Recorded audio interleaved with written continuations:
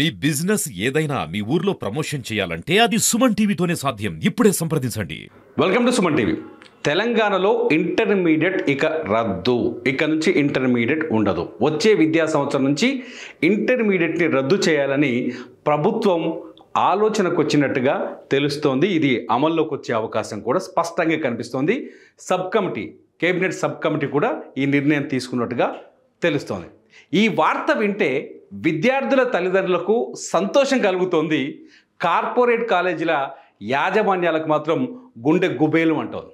ఎందుకంటే కాలేజీలకు లింకుగా స్కూలు పెట్టి 1వ తరగతి నుంచే, లేకపోతే ఇంకా చెప్పాలంటే నర్సరీ నుంచే ఐఐటి, జేఈ అని చెప్పేసి డబ్బా కొట్టి డబ్బులు వసూలు చేసుకుంటున్నారు, దోచుకుంటున్నారు చాలా కార్పొరేట్ కాలేజీలు. ఇంటర్మీడియట్ వ్యాపారం మన తెలుగు రాష్ట్రాల్లో మామూలుగా లేదు. మినిమం 1,50,000 రూపాయల ఫీజు, మినిమం 1,50,000 రూపాయల ఫీజు. గొర్రెలు దోలినట్టు హాస్టల్లో దోలి పిల్లల్ని పిసిరి పిండి చదివించి ర్యాంకుల కోసం, ఆ ర్యాంకుల ఆధారంగా వచ్చే సంవత్సరం అడ్మిషన్లు పెంచుకోవడం కోసం కోట్లు సంపాదిస్తున్నాయి కొన్ని కార్పొరేట్ కాలేజీలు. అన్ని కాలేజీలు కాదు, కొన్ని కార్పొరేట్ కాలేజీలు. ఇప్పుడు ఆ కార్పొరేట్ కాలేజీలన్నిటికీ చావు దెబ్బలా కనిపిస్తోంది ఇంటర్మీడియట్ బోర్డు రద్దు ప్రకటన. ఒకవేళ తెలంగాణ ప్రభుత్వం ఈ ప్రకటన ఇలాగే ముందుకు తీసుకుపోతున్న నమ్మకం అయితే విద్యార్థుల తల్లిదండ్రుల్లో కనిపిస్తుంది. కానీ ఈ ప్రకటన వెళ్తే తెలుగు రాష్ట్రాల నుంచి, తెలంగాణ నుంచి చాలా ఇంటర్మీడియట్ కార్పొరేట్ కాలేజీలు దుకాణం మూసుకోవాల్సిన పరిస్థితి అయితే స్పష్టంగా కనిపిస్తుంది. ఇప్పటికే ఇంటర్మీడియట్ని రద్దు చేయాలంటూ ఇప్పటికే కేంద్రం అన్ని రాష్ట్రాలపైన ఒత్తిడి చేస్తుంది. తెలంగాణతో పాటు 7 రాష్ట్రాల్లో మాత్రమే ఇంటర్మీడియట్ కొనసాగుతుంది.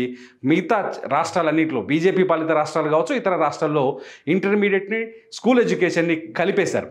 ఇంటర్మీడియట్ రద్దు చేయడం వల్ల పిల్లలకు కలిగే ప్రయోజనం, ముఖ్యంగా ప్రభుత్వానికి ఆర్థిక భారం తగ్గుతుంది, పిల్లలకి కొంత స్వతంత్రం పెరుగుతుంది, స్ట్రెస్ తగ్గుతుంది.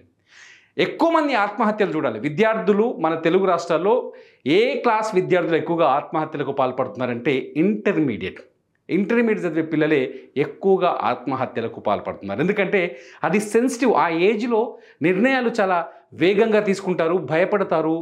ఆ వయసు అటువంటిది. ఆ టైంలో సూసైడ్స్, ఎడ్యుకేషన్ ఒత్తిడి తట్టుకోలేక, కాలేజీల్లో ఒత్తిడి తట్టుకోలేక కాలేజీ బిల్డింగ్ల మీద నుంచి దూకుతున్న వార్తల్ని మేము ఇస్తున్నాం, మీరు చూస్తూనే ఉన్నారు. కానీ ఇప్పుడు ఈ ఇంటర్మీడియట్ ప్లస్ 10+2 విధానాన్ని తీసుకొస్తే కనుక ఖచ్చితంగా చాలామంది విద్యార్థులు మెంటల్గా ఫ్రీ అవుతారు.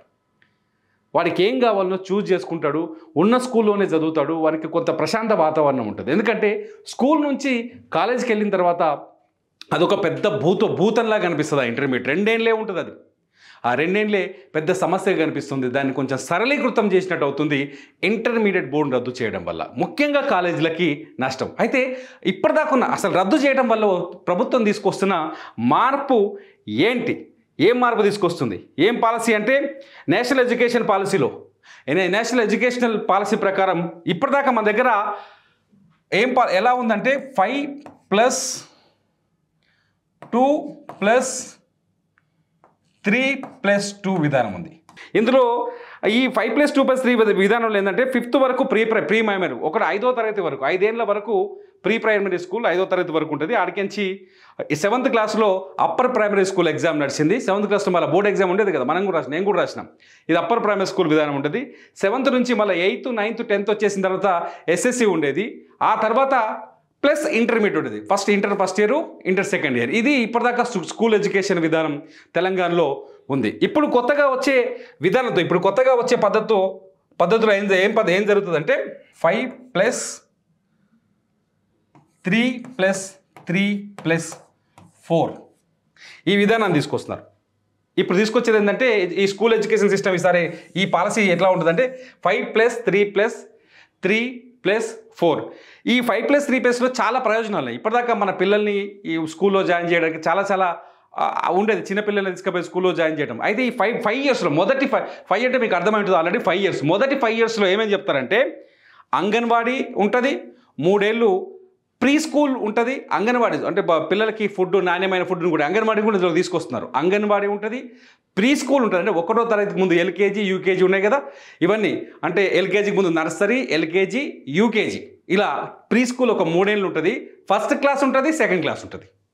ఈ 5 ఏళ్ళలో ఏముంటుంది? అంగన్వాడీ ఉంటుంది, ప్రీ స్కూల్ ఒక 3 ఏళ్ళు ఉంటుంది, ప్లస్ 1వ తరగతి 2వ తరగతి ఉంటుంది. ఈ 3 కలిపితే ఈ మొదటి 5 years అవుతుంది. ఈ 3 కలిపితే మొదటి 5 years అవుతుంది. దీంతో 5+3+లో సెకండ్ ఇయర్కి వచ్చేసరికి ఏం జరుగుతుందంటే మళ్ళీ ఈ మొదటి 5 years అయిపోయిన తర్వాత 3 ఏళ్లలో 3వ తరగతి 4వ తరగతి 5వ తరగతి ఈ 3 కలిపి నెక్స్ట్ 3 years అవుతుంది. 5లో చూసాం మనం మొదటి 5 years, తర్వాత నెక్స్ట్ 3 years, ఆ తర్వాత మళ్ళీ 3 years వస్తుంది. ఈ 3 yearsలో ఈ తర్వాత నెక్స్ట్ 3 yearsలో 6, 7, 8 8th క్లాస్ వరకు ఈ 3 క్లాసుల్ని నెక్స్ట్ 3 years కింద వస్తారు. ఈ మూడింటిని అప్పర్ ప్రైమరీ స్కూల్ కింద తీసుకొస్తారు. ఆ తర్వాత వచ్చే 4లో ఏమో వస్తుందంటే 9th, 10th, 11th, 12th. అర్థమైందా? ఫస్ట్ 5 yearsలో అంగన్వాడీ, ప్రీ ప్రైమరీ స్కూలు, అంగన్వాడీలో 1 year, ప్రీ ప్రైమరీ స్కూల్ ఒక 3 ఏళ్ళు, 1వ తరగతి 2వ తరగతి మొదటి 5 yearsలో మొత్తం 4 భాగాలుగా విడగొట్టారు స్కూల్ ఎడ్యుకేషన్ సిస్టమ్ని. మొదటి 5 yearsలో అంగన్వాడీ, ప్రీ ప్రైమరీ స్కూలు, 1వ తరగతి 2వ తరగతి ఈ మొత్తం కలిపి మొదటి 5 ఏళ్లలో పూర్తి చేస్తారు. ఆ తర్వాత 3 ఏళ్లలో నెక్స్ట్ 3 ఏళ్లలో ఏం చేస్తారంటే 3, 4, 5వ తరగతి ప్రీ ప్రైమరీ స్కూల్ కిందకి తీసుకొస్తారు. ఆ తర్వాత ఆ ప్రీ ప్రైమరీ స్కూల్ తర్వాత మళ్ళీ 3 ఏళ్ళు వస్తుందంటే 6వ తరగతి, 7వ తరగతి, 8వ తరగతి, 6, 7, 8వ తరగతి. ఆ తర్వాత మళ్ళా సెకండరీ ఎడ్యుకేషన్ అయిపోతే అక్కడ ఆ తర్వాత అప్పర్ ప్రైమరీ అయిపోతుంది. అక్కడికి అప్పర్ ప్రైమరీ అయిపోయిన తర్వాత సెకండరీ ఎడ్యుకేషన్కి మళ్ళీ 4 ఏళ్ళు తీసుకొస్తారు. అది 9th, 10th, 11th, 12th. ఒక పిల్లగాడు ఒక గవర్నమెంట్ స్కూల్లో జాయిన్ అయిందంటే మన పిల్లలు ఇక్కడ నుంచి ఒక గవర్నమెంట్ స్కూల్లో జాయిన్ అయిందంటే ఆడ ఫర్ ఎగ్జాంపుల్ అనుకోండి నర్సరీలో జాయిన్ అయింది అనుకోండి.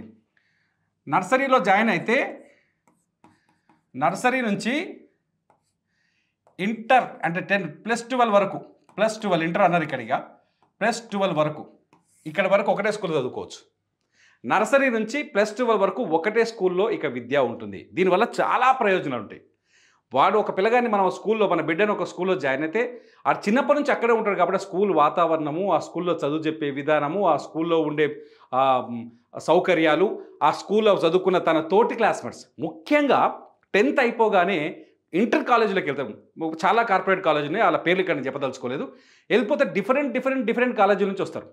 ఎంత దొంగతనం వ్యవహారం ఉందంటే ఇలా ర్యాంకుల కోసం బాగా చదివిన వాళ్ళని ఒక క్లాస్ రూమ్లో, మోస్తరుగా చదివే వాళ్ళని ఇంకొక క్లాస్ రూమ్లో, చదువు రాని వాళ్ళని అంటే కొంచెం వెనకబడి చదువులో అర్థం చేసుకోలేని వాళ్ళు ఇంకో క్లాస్ రూమ్లో, ఇట్లా మనుషుల్ని విడదీసేవాళ్ళు ఇంటర్ కాలేజీలో.